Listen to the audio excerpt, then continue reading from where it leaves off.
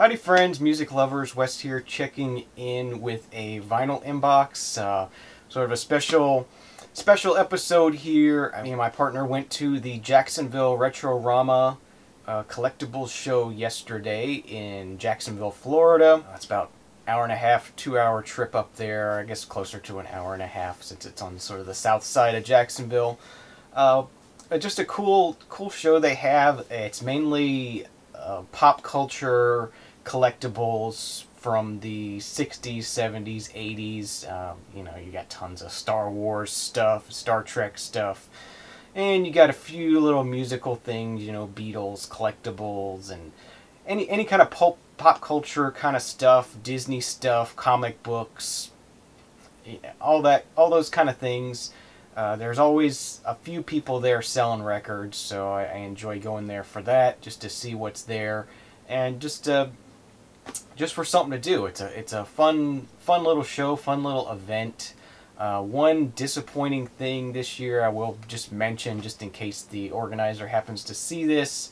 The entry price went from $4 to $10, which it's a little much for me personally to pay $10 just because they do have special guests there. They had Don Coscarelli, which I guess did that movie John Dies at the End and some other movies, and not really of interest to me personally, so you know, I didn't feel like it was worth $10 to get in to sort of shop the vendors there, but we'll have to see how that goes next time. It was quite a shock when I was expecting to pay $4 to get in, and when we got there it was $10, and it's quite a jump in price. But I did find a couple of records while we were there. My partner bought some stuff too. I found one record that's going to be some VCLT, but I also found something I've been looking for a while, and that's Neil Young's debut album from 1969. And this is a later repressing. As you can tell, if it has his name across the top, that's a reissue. The original cover just had this artwork, all the way across the front. This is a repressing from somewhere in the early 70s. Not exactly sure. Nice gatefold on that orangish reprise label. And I'm going to go ahead and nerd out a little bit on this since I've been doing some research on it. Originally, the mix of this album was done with a process called Heiko CSG. What that did was to make stereo records play better on mono turntables, I guess, or mono systems in general, because this is the time, the late 60s, when things were changing over from mono to stereo, but a lot of people still had mono stuff to play their music on. So this was a method of making things that were recorded in stereo sound better on mono. If you've been following Chris's channel, he's been making mono switches for people, which takes two channels of stereo and mixes it down to mono. So anything that's in both channels will be loud, and anything that's in only one channel or the other channel will be softer, which is good for removing surface noise and stuff on records, but it also has the effect of, if something is only in one channel, it's gonna be even deeper down in the mix, and you're really gonna lose those kind of things. So this was a method to sort of electronically, I guess, sort of compress things together a little bit more to where they weren't so separated. It would make it where stereo records would sound better in mono. So anyway, apparently Neil Young was unhappy with the sound quality of how that made the album sound, so he went back and had it remixed without the Heiko CSG, which stands for Holzer Audio Engineering Compatible Stereo Generator. Had it remixed, and so that is what is on this version of the album that has his name across the top. A lot of collectors go after the original version of this album, as they say it sounds better to them.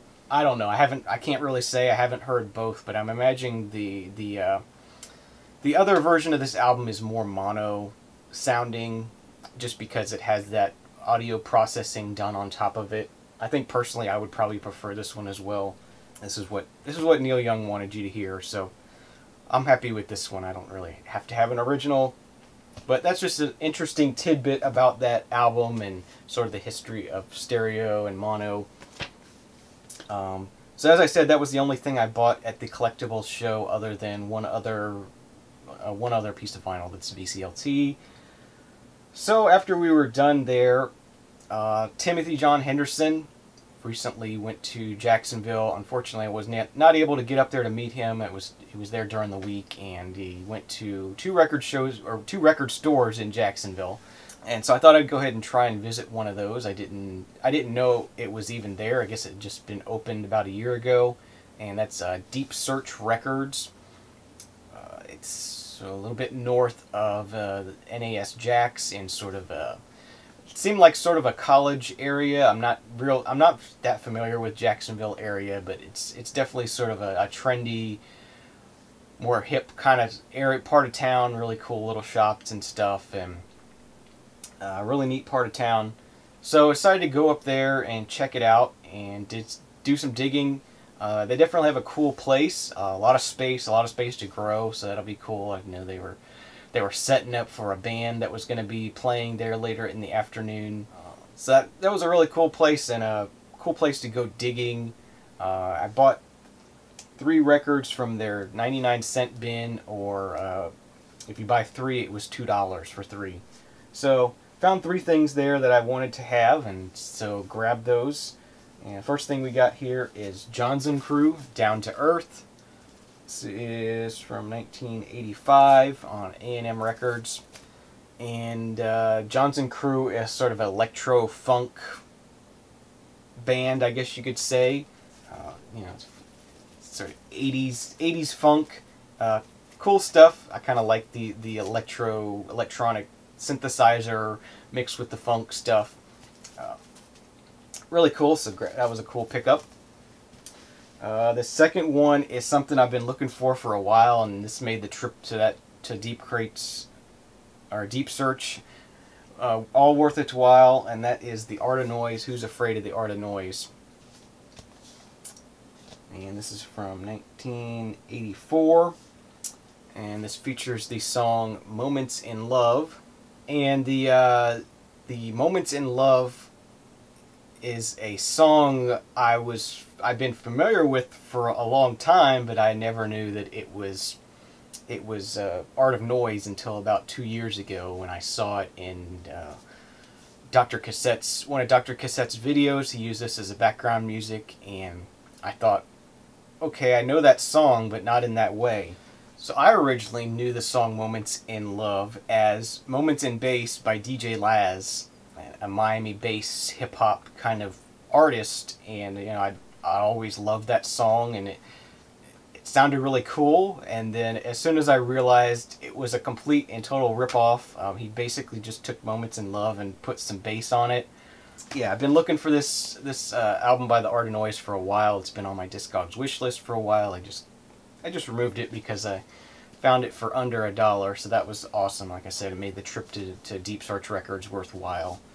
And the last thing I picked up there to make it 3 for $2, this is Hamilton, Joe Frank, and Reynolds, with the title Hallway Symphony. This is their second album, their last album on Dunhill. I didn't really know what this was. I just thought it was a neat looking cover. I like this guy's shirt, and it just looked like something would be interesting. Turns out this is some light rock, maybe sort of like a Bread kind of sound to it. Not really my thing. Probably not going to end up keeping this, but it'll go in the inbox, and I'll get to it. I'll get to it at some point and at least give it a serious listen. But just another pickup. And then after that, we went to, there was a record, or not a record, an antique mall across the street from Deep Search Records. Went in there and wandered around. It was neat to kind of poke around in there. I found the prices to be very high there, so I didn't buy anything there. But it was just fun to sort of wander around and look at some stuff. Then we started heading towards home, but stopped in Orange Park, which is kind of southwest of Jacksonville, so kind of on the way back home. And they have a a nice theater there, so we went and saw the Lego Movie in 3D, and that was fun. Cute movie. And then after that, went to, there was a Books A Million in the mall there, and I know Books A Million has been carrying records recently, at least here in our town, and this Books A Million happened to have, you know, record bins as well. And I picked up another one of these Jimi Hendrix. I guess this isn't technically a reissue, but this is the First Rays of the New Rising Sun. Sort of I think it's a compilation of some various recordings and stuff that never really made it on albums or anything. So some interesting stuff that I probably never heard before here. Part of the Jimi Hendrix reissue series. The nice heavy gatefold jackets, and comes with a nice big booklet. 2 LPs pressed at RTI, always wonderful sounding. And that was $16.99, but we get 10% off, so it was $15 or so. So that was an excellent price. That's better. That's cheaper than it is on Amazon. So definitely went ahead and grabbed that. So that was our trip to Jacksonville. Had a really good time. It's always fun just to get away a little bit. And yeah, so it's kind of neat. I thought it was kind of interesting. There at the Orange Park Mall, we did some shopping before the movie as well, and it actually turns out there at that mall, it's not a big mall, there are 3 stores that have vinyl. So that's kind of shows you where we are now with vinyl. There's a Hot Topic there that has vinyl.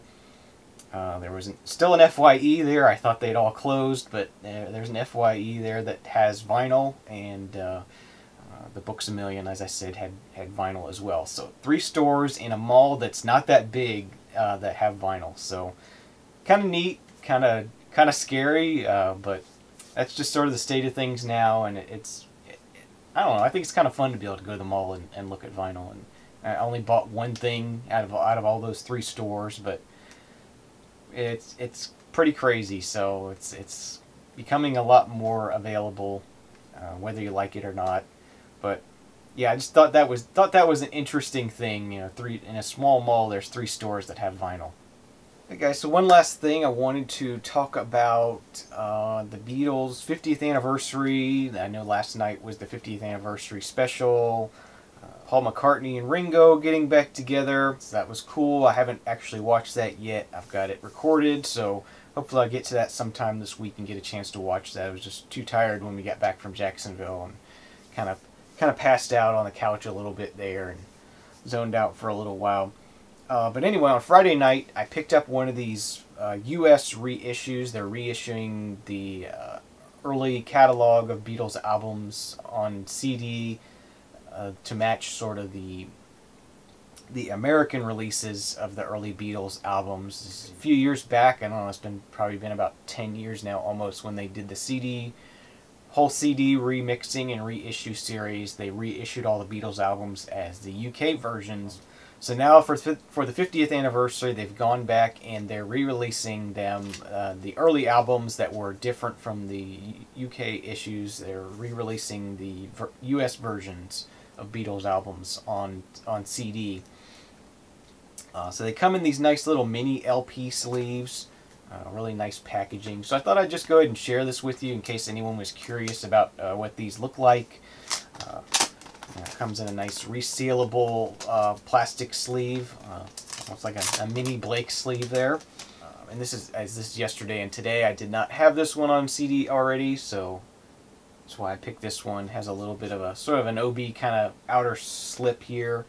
You're not going to be able to see it on camera, but the spine has the title on it and the original catalog number, ST2553. So that's pretty neat. And the one neat thing about the yesterday and today is that comes off and you get the butcher cover. And this is actually a vinyl sticker, so you could actually peel this and stick it on there if you wanted to, or stick it somewhere else, or just keep it in the sleeve like I probably will. So yeah, very nice, accurate reproduction of the original album. They even put the barcode on this little OB strip, so the back cover is all original looking. And the nice thing about this is you get both the stereo and the mono mix of the album on one CD, which is very nice. A paper printed sleeve that's sort of a reproduction of what the original album would have come in. And then the CDs themselves are in these curved bottom Japanese style CD sleeves. The Capital Rainbow label reproduction, so really nicely reproduced, and as I said, you get the stereo and the mono mixes both on one CD, so that's nice. And yeah, like me, if you don't have some of these albums on CD already, these are a worthwhile investment, I would say. I'm really happy with what I got here, so I'm going to go through and maybe buy a few more of these. I won't buy them all because I already have some of them on CD, but the ones I don't have I'll try to pick up. So that's the 50th anniversary CD Beatles reissues. This is yesterday and today. So I just wanted to add that in. Thank you all for watching this update. Hope everyone is having a great week. Please subscribe, and see you again soon. Cheers.